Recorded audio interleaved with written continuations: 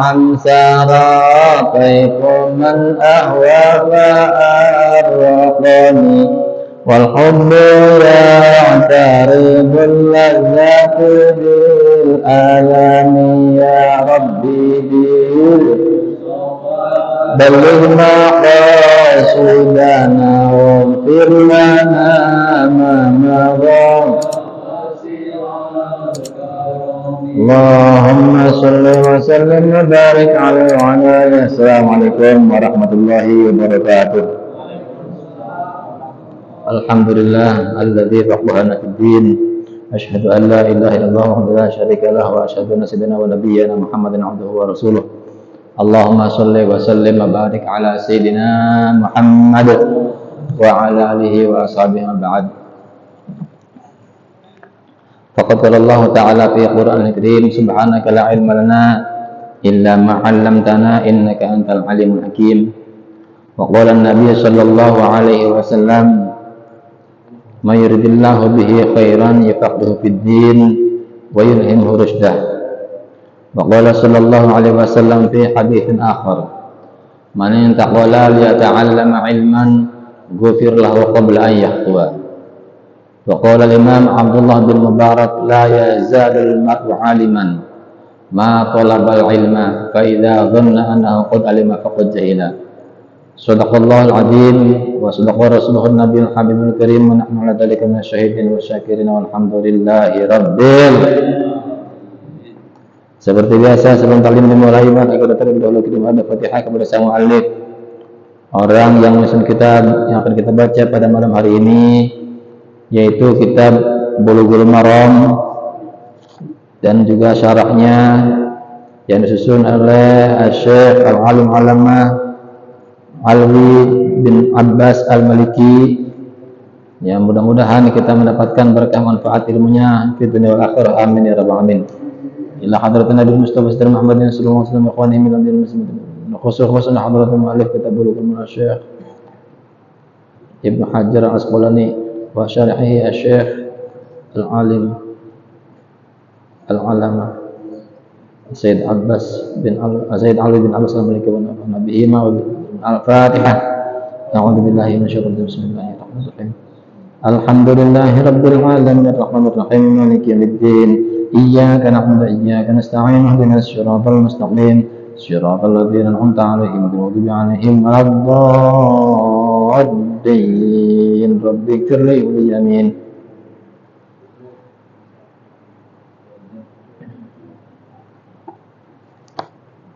Insyaallah pada malam hari ini masih menerangkan tentang seputar air, karena air itu adalah alat untuk bersuci yang paling afdol dibandingkan dengan alat bersuci yang lainnya seperti debu. Ini paling afdol adalah air.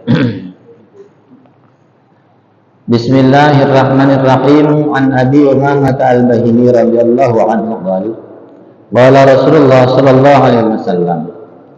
Diceritakan dari Abi Umamah Al-Bahili radhiyallahu anhu qala Rasulullah sallallahu alaihi wasallam innal ma'a, nih kata Kanjeng Nabi, sak temene banyu iku layu najis ora najisaken ing ma apa syai'un sewiji-wiji illa ma kejaba perkara golabaken lindih ala rihihi ing atase ambune ma wa tahmilan rasane ma walau nihilan bau nimma.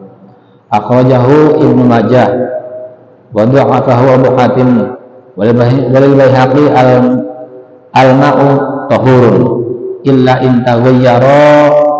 Al-ma'u tayyibun tahurun suci tur muciaken illa in taghayyara kejaba yen to owah apa rihuhu ambune banyu au ta'muhu atawa rasane banyu au launuhu atawa warnane banyu binajisatun kelawan sebab najis tahdusu kang anyar teka apa najasah fihi ing dalam ma.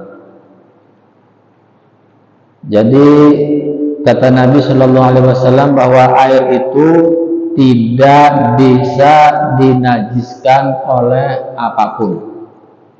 Ya, najis apa cair itu tidak bisa dinajiskan oleh apapun kecuali air tersebut menjadi berubah. Ya, menjadi berubah warnanya, ya aromanya dulu, aromanya, kemudian rasanya, warnanya. Dalam hadis dijelaskan di sini pakainya wawu, ya.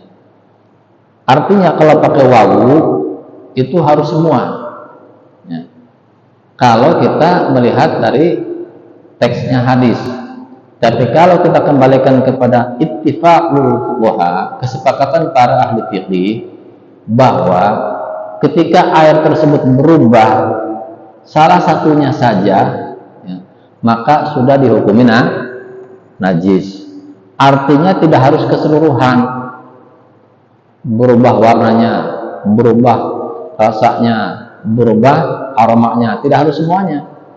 Salah satu dari tiga tadi ketika berubah dengan sebab najis, maka berubah menjadi najis. Nah, pendapat seperti ini, itu yang dimaksud adalah ketika airnya tersebut mencapai 2 kula, ya. Ketika airnya mencapai ukuran 2 kula. Adapun ketika airnya kurang dari ukuran 2 kula, maka ketika kejatuhan najis berubah ataupun tidak berubah, tetap air tersebut dalam mazhab Syafi'i. Ini kayaknya udah lupa lagi kayaknya. Udah sebulan. Ya, ngaji sebulan sekali begitu, Pak. Ngaji kalau sebulan sekali, lupa mulu. Ya. Ukuran air 2 kula berapa kemarin? Ukuran air 2 kula itu berapa? Hah? Ya, lupa lagi. Padahal kemarin udah jelasin. Ukuran air 2 kula itu 60 cm per segi, 60 cm ke sini, ya persegi, lebar, 60 cm ke sini, panjang, 60 cm kedalaman. Nah, itu harus 60 cm. Nah, itu press, ya, ngepres. Ukuran 2 kula ngepres. Kalau misalkan kita pengen bikin kula yang lebih dari ukuran 2 kula di rumah, ya ukurannya setidaknya nih, ukuran kesininya 60 cm, ya, kesininya 1 meter umpamanya, atau dibalik juga nggak jadi masalah. Nanti untuk ketinggiannya 1 meter itu lebih aman, ya. Artinya ketika air tersebut kejatuhan najis, maka tidak menjadi najis, ya, ketika tidak berubah gitu pun. Nah, kemudian kita lanjutkan ke hadis yang seterusnya, yaitu hadis keempat. An Abdullah bin Umar radhiyallahu anhu qala Rasulullah sallallahu alaihi wasallam, idza kana al-ma'u qullataini lam yahmil khabatha. Ya. Ketika ada air tersebut ukurannya mencapai 2 kula, maka dia tidak menanggung najis. Artinya tidak menjadi najis. Yang seperti saya katakan tadi. Ya, waqi lafdin lam yandus. Jadi bahasanya tidak lam yahmil khabata, tapi lam yandus. Sama artinya, ya. Bedanya cuma dari segi lafdiahnya saja. Yang awal itu pakainya lam yahmil khabata, tidak menanggung najis. Kemudian wa fil lafdin dalam suatu lafaz atau dalam suatu riwayat disebutkan lam yanjus, tidak menjadi najis. Akhrajahul arba'ah, dikeluarkan oleh Imam 4. Wa sahhahahu, dan menganggap hadis ini adalah sahih oleh Ibnu Huzaimah wal Hakim dan Imam Hakim, wa Ibnu Hibban dan Ibnu Hibban. Nah, kemudian fiqhul hadis, ya. Su'rud dawab was-sibaa la yahluqul ghalib an najasatin li'anna al-mu'tad min as-sibaa idza wararatil ma'a an tahudu fihi wa tabul wa qad la tahlu a'da'uha min at-talazzuz bi abwaliha wa raji'iha. Ya. mulutnya nih, apa namanya kalau bahasa ini, pokoknya mulutnya binatang buas, ya, itu tidak sepi. Maksudnya tidak sepi itu pasti bisa dipastikan keumumannya itu najis. Kenapa? Karena sering makan makanan yang najis. Contoh, misalkan kayak anjing, atau anjing sih meskipun nggak makan najis juga pasti najis ya. Kucing misalkan itu kan bisa makan tikus kan, jadi najis tuh. Idza waradat al-ma'a, ketika dia sampai kepada air, itu kemudian dia menyelamkan mulutnya tersebut ke dalam air. Nah, kemudian dia kencing juga, kata bulu, waqad bataqduha, bahkan dia tidak menolak kemungkinan dia itu kencing di situ ya berak di situ, gitu. Kalau misalkan ada kobakan pokoknya gitu, ada yang masuk ke situ, apa itu binatang apa gitu kan. Nah, di situ pasti bisa dipastikan udah mulutnya kotor, najis, bisa jadi juga dia kencing di situ, berak di situ. Nah, ini kalau misalkan kobakan tersebut airnya ukurannya lebih daripada 2 kula, kemudian tidak sampai berubah, gitu kan, maka dihukumi suci kalau tidak berubah. Terima kasih. Ini saya kalau dikasih jawaban begini, masa saya ngaji balik begini? Ini baru begini gitu makanya. Dulu.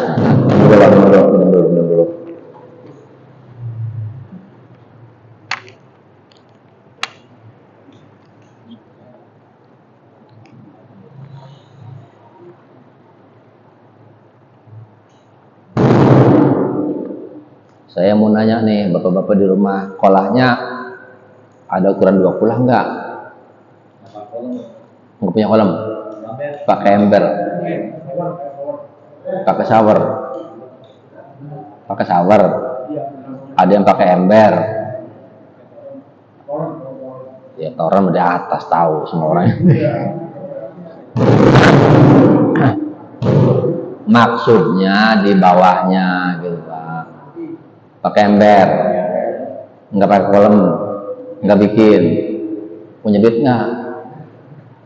Nah, nanti kalau punya duit bikin ya. Ya saya sih yakin punya duit semua ini, nggak mungkin nggak punya. Ya, nanti bikin kolamnya seperti itu Pak. Ya, terutama yang masih muda-muda nih. Kalau yang udah aki-aki mau udah bodo amat. Soalnya kalau yang muda-muda kan mungkin takutnya yang mandi jinabat lah apa gitu kan. Nah, nanti kalau misalkan umpamanya nggak bisa gitu kan, nanti justru akan tidak menjadi suci gitu. Kan banyak orang-orang yang mandi janabat tuh gini, ember kecil, guyur dari sini balik lagi ke situ, banyak yang begitu. Nah, itu kayak begitu nggak sah Pak. Ya, itu mandi seperti itu tidak sah. Kalau mandi bukan mandi jinabat itu bodoh, gitu kan, nggak ada urusan, gitu. Tapi kalau mandi jinabat, air yang dari sini balik lagi ke situ dicilik lagi, nah itu udah nggak bayar itu. Ya. Makanya kita harus hati-hati masalah mandi seperti itu, jangan dianggap sepele. Kenapa jangan dianggap sepele? Karena nanti kalau misalkan toharohnya tidak benar, nanti semuanya jadi nggak benar Pak. Sholatnya kagak benar, bapak pergi haji, hajinya kagak benar, bapak pergi umroh, umrohnya juga kagak benar. Kenapa? Toharohnya nggak benar. Makanya kuncinya ibadah itu ada dalam toharoh gitu. Cuman kita jangan sampai beranggapan seperti mereka di luar paham Ahlussunnah wal Jamaah. Apa di luar paham Ahlussunnah wal Jamaah? Ketika bersalaman sama kita, kemudian tangannya dicuci. Kenapa? Karena dianggap tangan kita, ada nggak yang ketemu begitu? Di mana orangnya? Pernah ketemu salaman dengan orang itu, kemudian setelah salaman cuci tangan, ada yang begitu? Di mana? Hah? LDI. Ya, itu begitu, Pak. Jadi dia anggap kita itu orang yang nggak bisa toharoh. Dianggap nggak bisa toharoh, akhirnya sampai masuk ke etekad. Nah, kalau sudah masuk ke etekad seperti ini, itu bahaya. Ujungnya apa? Mengatakan orang di luar paham dia, itu najis semua. Ya, Pak. Begitupun ketika kita jemuran pakaiannya kita rapihin kan, hujan gitu, kita entasin gitu. Entar besoknya apa? Dicuci lagi. Ada yang gitu? Pernah tahu? Di mana? Oh. Dan tak bener nih. Oh, iya. Kalau begitu Bapak sholat lagi Pak di situ. Udah detail nih, sholat lagi. Nah, Bapak sholat nih. Nah, Bapak pergi keluar nih, detail kan? Sebalik lagi, sholat lagi.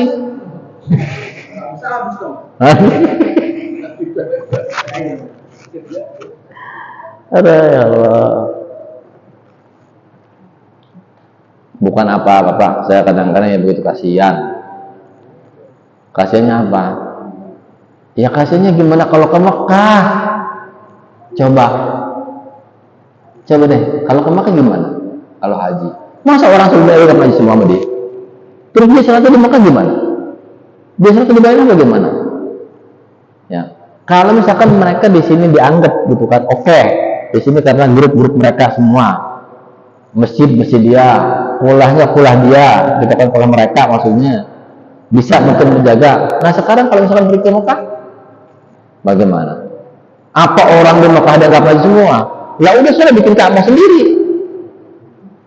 Ya lah, ya nggak? Orang kayak begitu jangan pergi haji, jangan ke Madinah. Kenapa? Lah saya bukan golongan dia semua. Itu dia suruh bikin Mekah Ka'bah sendiri, disuruh bikin Masjid Nabawi sendiri. Nggak usah ke sono. Nah kenapa? Di sono kan punya orang yang paham nih, berarti lagi semua dong. Nah ini yang bikin saya kasihan kepada mereka.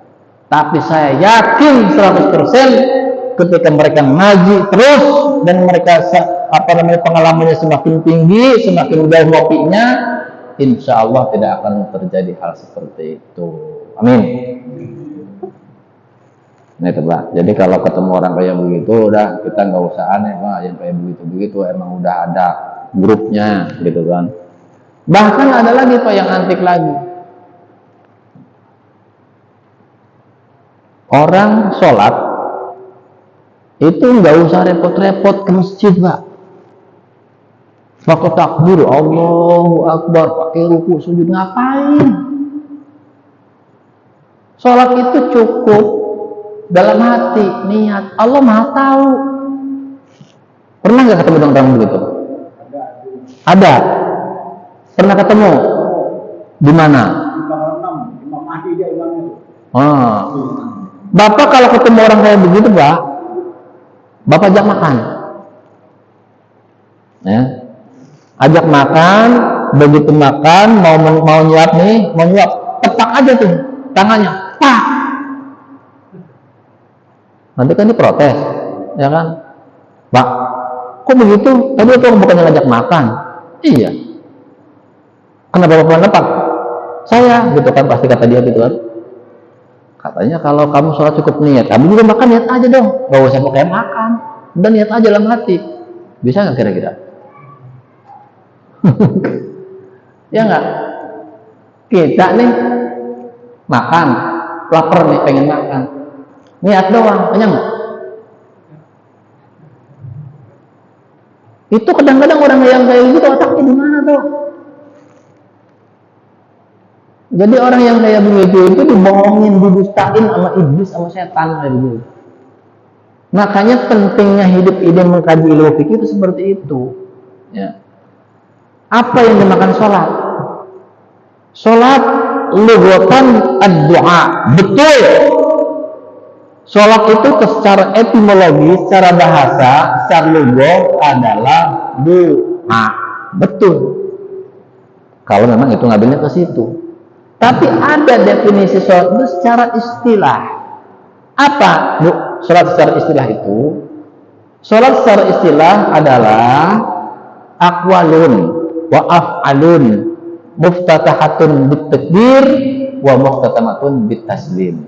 Beberapa perkataan, beberapa pekerjaan yang dimulai dengan takbiratul ihram dan diakhiri dengan salam, itu namanya sholat.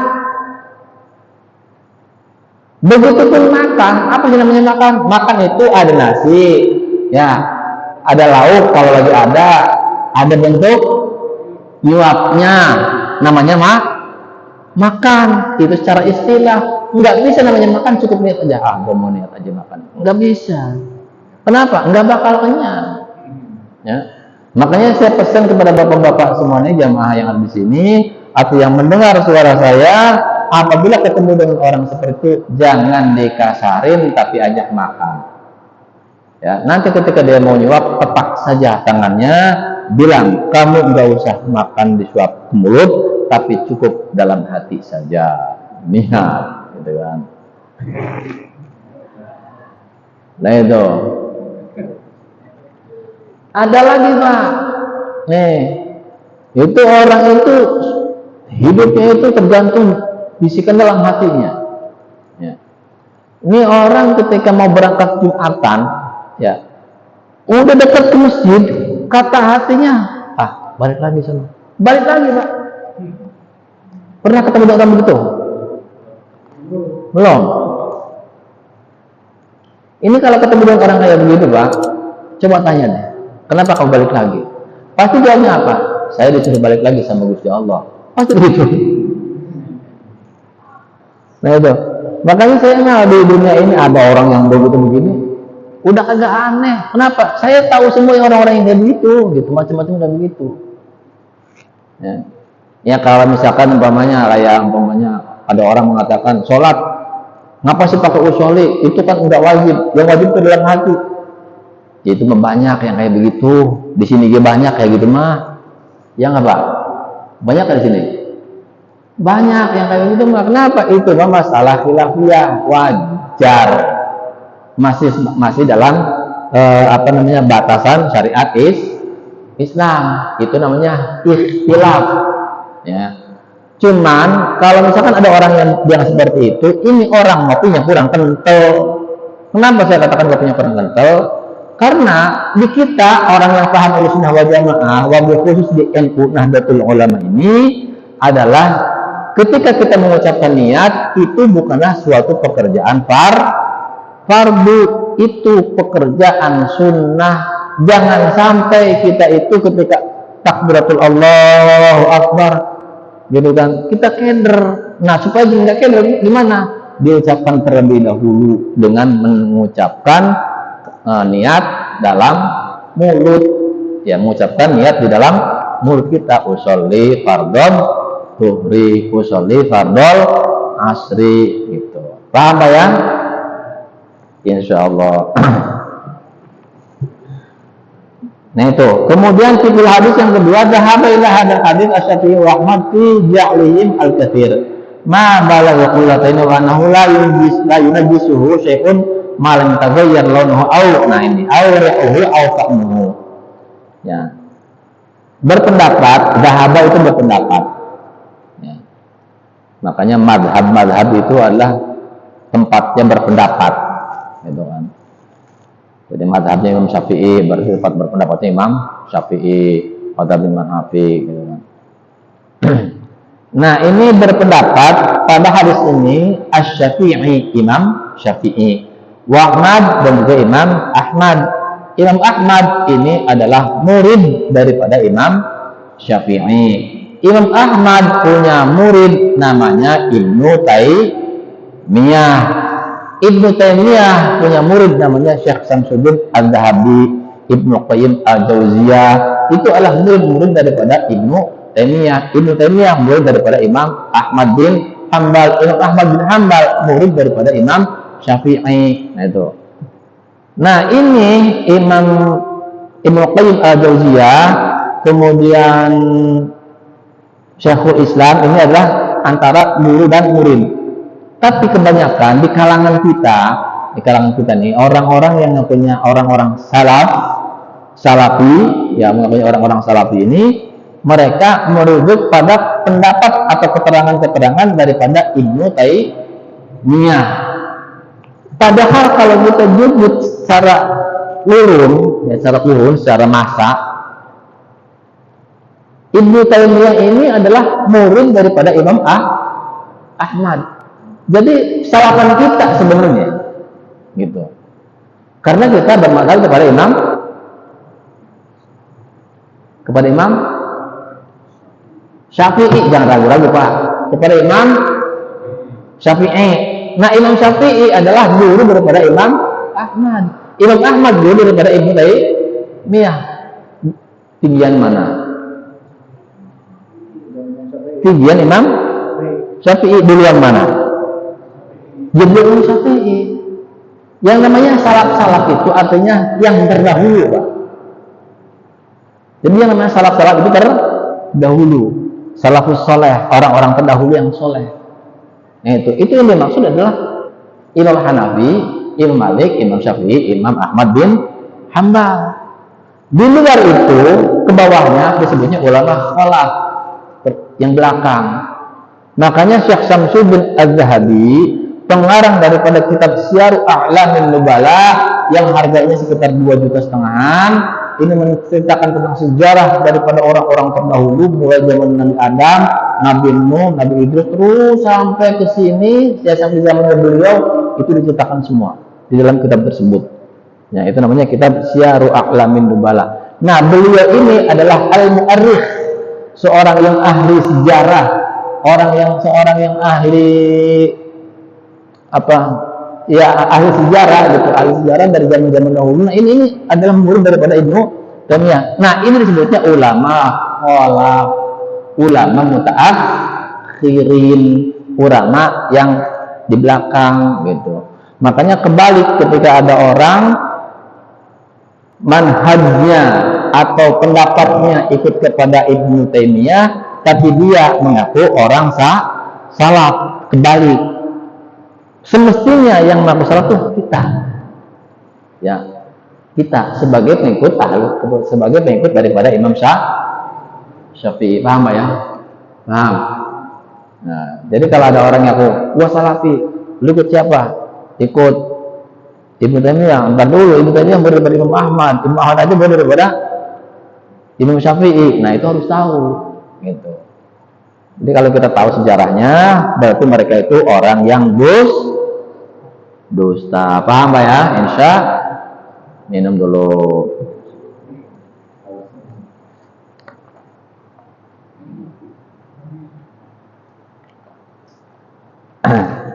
Lanjut.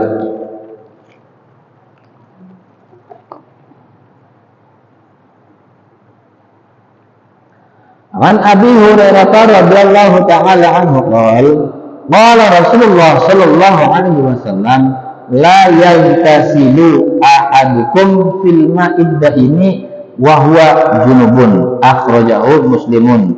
Wal Bukhari la yabulanna ahadukum fil ma'i alladhi la yadri thumma yaghtasilu fihi wal muslimin minhu wa li Abi Dawud wa la yaghtasilu fihi min janabah. Diceritakan dari Abi Hurairah radhiyallahu ta'ala anhu Rasulullah sallallahu alaihi wasallam telah bersabda bahwa salah satu di antara kalian itu janganlah mandi. Di mana filma idda ini pada air yang diam. Wahwa junubun, sementara kalian itu adalah orang yang junub. Nah, artinya kalau menurut kepada hadis ini, ya, secara matan hadis ini, itu kita tidak boleh mandi di air yang menggenang, ya. Dan di sini keterangannya itu mau ada dua kulah ataupun tidak dua kulah, kalau airnya menggenang tidak ngalir, itu dilarang mandi di situ, ya. Kalau menurut dohirnya hadis. Makanya kita itu kalau misalkan memahami hadis secara zahirnya saja repot. Tuh, lagi apa? Bulughul maram kalau nggak pakai cara ribet. Ujung-ujungnya apa? Orang-orang amalnya disalahin semua sama dia. Tuh kenapa? Nggak pakai fikih masalahnya. Nah oleh karena itu kenapa saya buka kitab ini? Karena kitab ini satu hadis itu diuraikan oleh imam 4. Menurut madhab Hanafi bagaimana, menurut madhab Maliki bagaimana, menurut madhab Syafi'i bagaimana, menurut madhab Imam Ahmad bin Hanbal bagaimana, itu nanti dicantumkan semua. Nah itu. Nah ini dalam madhab kita orang Imam Syafi'i, catatan airnya itu kurang dari ukuran 2 gula. Kalau misalkan di kolam renang boleh, Pak, boleh, gitu. Ya kencing apa di situ boleh. Makanya saya mau jarang main kolam renang, soalnya banyak orang kencing itu. Ya, nggak mau saya mau mandi kolam renang gitu, males ya. Kalau nggak pengen banget begitu. Itu jadi boleh Pak ya kalau airnya besar. Nah kemudian kita juga kalau misalkan mau mandi jenabat nih Pak, itu kita harus misalkan buang air besar nih, buang air besar. Kita cebok dulu Pak, cebok dulu yang bersih. Udah cebok yang bersih, kemudian kencing juga, udah kencing, udah bersih, udah istinja semuanya, istinja dari buang air besar, istinja dari buang air kecil, itu sudah bersih semua. Nanti setelah itu baru kita niat mandi, baru mandi ya. Nah mandinya ini jangan ketika kita memegang gayung ya, kemudian sudah nawaitul ghuslah, jangan. Tapi ketika nanti air sudah mulai nyiram ke sini ya, itu baru kita nawaitul ghuslah lirafil hadatsil akbari minal jinabati fardal. Apal nggak sih dia jinabat? Ini dong orang apal. Aduh, kalau apal nggak ada penemuan lagi mana mandi ini, masa mau dimandiin sama air timah di sono, ya Allah, janganlah. Nawaitul ghuslah lirafil hadatsil akbari. Mau langsung papillah ta'ala boleh, mau dikasih minal jinabati ya lebih bagus. Jadi nawaitul ghuslah lirafil hadatsil akbari minal jinabati atau minal janabati fardhol lillah ta'ala. Nah itu. Nah sunnahnya mandi janabat ini itu mulai dari sisi sebelah kanan dulu. Ya, jangan langsung ke kepala. Ya. Dari sisi kanan dulu, setelah sisi kanan selesai, baru sisi sebelah kiri. Kalau kita langsung ke kepala, itu yang aturan uap keluar dari embun-embun kita kepala ini, itu tersiram air, akhirnya malahan tertahan di dalam, kadang-kadang menimbulkan orang pingsan di kamar mandi, itu seperti itu. Jelas Pak? Nah itu, jadi kita mandi itu, mau mandi jenabat atau mau mandi Jumat itu ngambil dari sisi kanan dulu. Sisi kanan kita mandi, kita guyur, kemudian sisi kiri, kemudian baru atas. Nah itu caranya seperti itu. Jangan sampai langsung kita guyur ini. Apalagi kalau mandi air panas, mandi hangat-hangat kan misalkan di gunung mana tuh, diuci. Nah misalkan dikuci langsung celep, bahaya. Tuh, itu kalau misalnya langsung seleb bahaya. Kenapa? Karena hawa badan yang mestinya keluar, dia keluar tertahan dengan air tersebut. Nah itu kadang-kadang bisa sampai pingsan, bahkan sampai meninggal, itu bisa terjadi. Kenapa? Hawa yang mestinya keluar tertahan. Paham Pak ya? Nah, itu makanya Kanjeng Nabi itu mengatur segala sesuatu itu semuanya diatur dalam Islam. Mandinya, ceboknya, ya, kencingnya, cara kencing itu diatur sama Kanjeng Nabi. Gimana cara kencing? Kita itu kalau kencing, habis kencing kita disuruh tanah no. Ngerti tanah no enggak? Behem. Berapa kali? 3 kali. 3 kali kan? Kemudian diurut. Begitu nggak? Diurut nggak? Enggak. Begini-gini.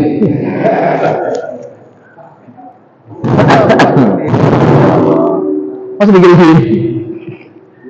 Diurut Pak, diurut. Cuman jangan kenceng-kenceng kok.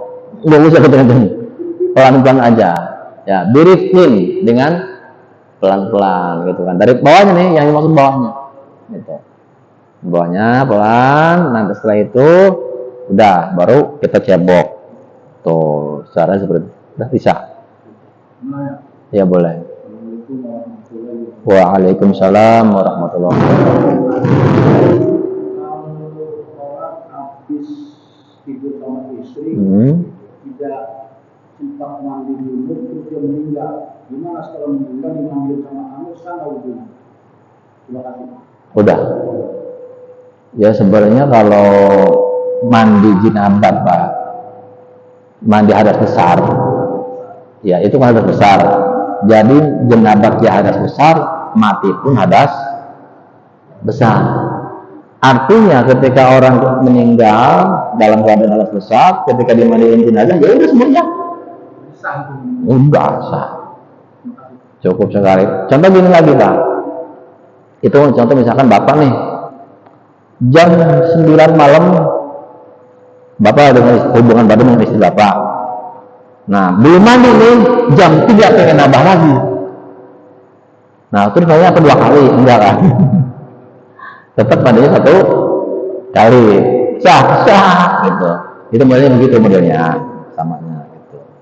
Ya kayak model-model kayak Pak Imam udah gak kuat gitu.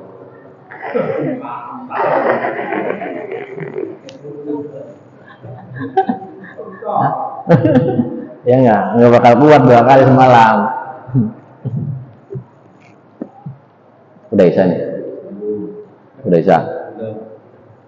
Belum? Ya udah silahkan Bang, ada yang mau nanya? Yang lain? Monggo.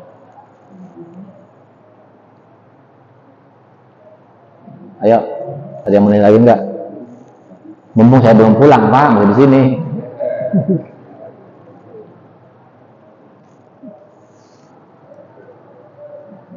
Kita itu fikih itu gini Pak. Kadang-kadang orang banyak menyepelekan tentang masalah fikih. Fikih apa? Itu kan fikih kan masalah pemahaman. Justru fikih itu pemahaman, ya. Itu harus benar-benar sesuai dengan tuntunan ajaran Islam. Jangan sampai kita punya pemahaman tidak sesuai, gitu. Kayak misalkan kayak tadi nih, ini kan fikihnya seperti apa, gitu kan. Nah itu kalau misalkan kita nggak diterangin secara fikihnya, kita nggak bakal ngerti. Makanya kita sangat penting yang namanya mengkaji ilmu fikih sampai-sampai ketika kita paham memahami ilmu agama ini sesuai dengan syariat Islam yang telah ditentukan, maka kita termasuk orang yang dikehendaki baik oleh Allah Subhanahu wa taala sebagaimana dalam hadisnya, may yuridillahu bihi khairan yufaqihu fiddin. Sesiapa yang dikehendaki baik oleh Allah Subhanahu wa taala, maka orang tersebut diberi kefahaman tentang agama, dan orang tidak akan paham ilmu agama kalau tidak ngaji. Makanya ngaji itu penting. Tapi ngaji itu Pak, setannya banyak. Coba deh Bapak mau ngaji ini, kadang-kadang nih udah niat banget malam minggu mau ngaji ini di masjid ini, tiba-tiba apa? Pak, nanti habis maghrib kita ke anu yuk, kita nyari apa gitu kan. Oh, ada begitu. Ya enggak? Pokoknya kalau ada yang kayak begitu Pak, itu godaan Pak. Itu setan yang masuk pada istri kita. Ya, jangan mau. Enggak, dia mau ngaji gitu. Ya. Kalau enggak begitu kadang-kadang anaknya. Ya, ada aja Pak, ada aja. Godaannya itu ada aja. Saking dahsyatnya orang yang ngaji nih, ya, itu keistimewaannya itu sangat luar biasa. Lebih utama daripada ibadah 60 tahun coba. Kalau ngaji mikir enggak? Ngaji mikir enggak? Kalau nggak mikir ya berarti ngantuk. Kalau yang berulang ngaji itu pasti mikir, ketika saya menerangkan seperti itu pasti mikir. Nah, mikirnya seperti itu kata Nabi, tafakkuru sa'atin khairun min ibadati sittina sanah. Berpikir satu saat itu lebih utama daripada ibadah 60 tahun. Mudah-mudahan kita seperti itu. Amin. Ya Rabbal Alamin. Sehingga kita semua diampuni oleh Allah Subhanahu Wa Taala, diterima amal ibadahnya, sehingga dimasukkan ke surganya Allah Subhanahu Wa Taala dengan anugerah daripada Allah dan syafaat daripada Rasulullah Sallallahu Alaihi Wasallam. Amin ya Rabbal Alamin. Ayo kita berdoa bersama-sama. Allahul Kafi Rabbuna وصدنا الكافي وجادنا الكافي لكل كافي كافانا الكافي ونعم الكافي الحمد لله اللهم صل على محمد Ya Rabbi salli alaihi wa sallim. Allahumma ghfir li ummati sayyidina Muhammad. Allahumma arham ummati sayyidina Muhammad. Allahumma astur ummati sayyidina Muhammad. Allahumma ajbur ummati sayyidina Muhammad. Allahumma aslih ummati sayyidina Muhammad. Allahumma afi ummati sayyidina Muhammad. Allahumma ihfaz ummati sayyidina Muhammad. Allahumma arham sayyidina Muhammad rahmatan 'amatan ya rabbal alamin. Allahumma ighfir li sayyidina Muhammad maghfiratan 'amatan ya rabbal alamin. Allahumma farrij 'ala sayyidina Muhammad farjan 'ajilan ya rabbal alamin. Ya rabb kulli syai' bi qudratika 'ala kulli syai'. Ighfir lana kulla syai' wa la tas'alna 'an kulli syai' wa la tuhasibna fi kulli syai' wa'tina kulla syai'. Rabbana atina fid dunya hasanatan wa fil akhirati hasanatan wa qina adzabannar. Ya Allah biha ya Allah biha ya Allah bi husnil khatimah. Wa sallallahu alaihi wasallam Muhammadin nabiyil ummi wa alihi wasallam tasliman katsira. Bi fadli subhana rabbika rabbil izzati amma yasifun. Wa salamun ala mursalin alhamdulillahi rabbil alamin. Al-Fatihah. Bismillahirrahmanirrahim. Iyyaka na'budu wa iyyaka nasta'in. Akhir kalam, wassalamualaikum warahmatullahi wabarakatuh.